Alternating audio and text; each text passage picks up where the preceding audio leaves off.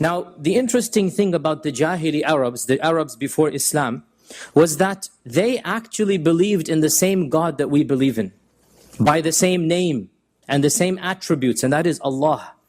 You see, they never depicted Allah as an idol. They made idols of Allat, of Al-Uzza, of Manat, of Hubal. They made idols of all of these beings, but they never made an idol of Allah. There was no idol called Allah, because they knew that Allah could not be represented by an idol. And they knew that Allah was their creator and their originator and their sustainer. Allah says in the Quran, if you were to ask them who created you, they would say, Allah created us. If you were to ask them who sends the rain from the heavens, they would say, Allah. If you were to ask them who supplies you your rizq, your food, they would say, Allah. The Quran says, if you were to ask them who is the Lord of the heavens and earth, they would say, Allah. And this is interesting because their paganism is not like the paganism of modern religions. If you ask them who is their God, they will say Krishna or Buddha or something. These are groups who say, no, Allah is our God, and Allah is our creator, and Allah is our sustainer. And yet they are not Muslims. And we don't consider them to be Muslims. Even though they say there is no creator other than Allah, and there is no sustainer other than Allah, and there is no Lord other than Allah. So when the Prophet ﷺ is coming to them, he's not coming with a new God.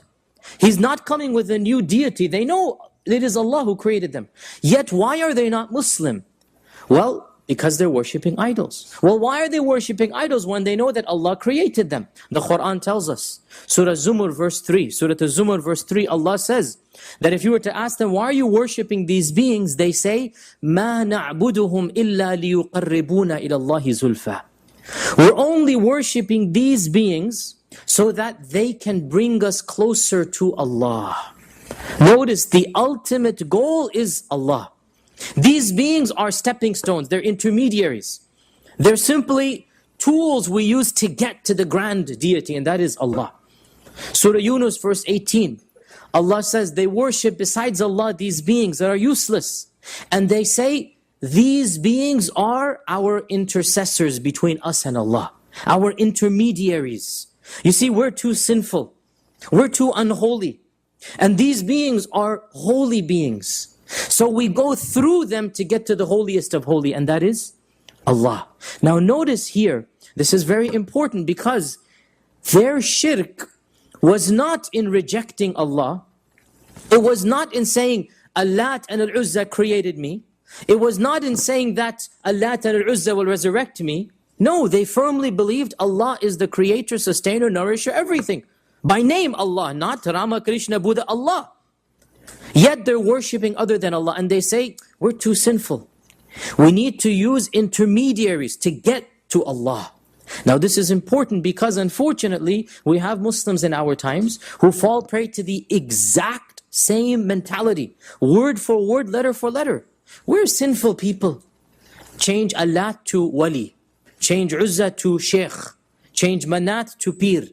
And you get the exact same concept. We're too sinful people. We can't worship Allah directly. He's too holy. So we have to go through the saint. Or they also have to go through the Prophet ﷺ. We worship this being. We make prayer to this being. We sacrifice to this being. We invoke the blessings of this being because this being has a high status with Allah. He will plead our case to Allah. And all of us who have family back home, we know that this is unfortunately common amongst the Muslims around the world.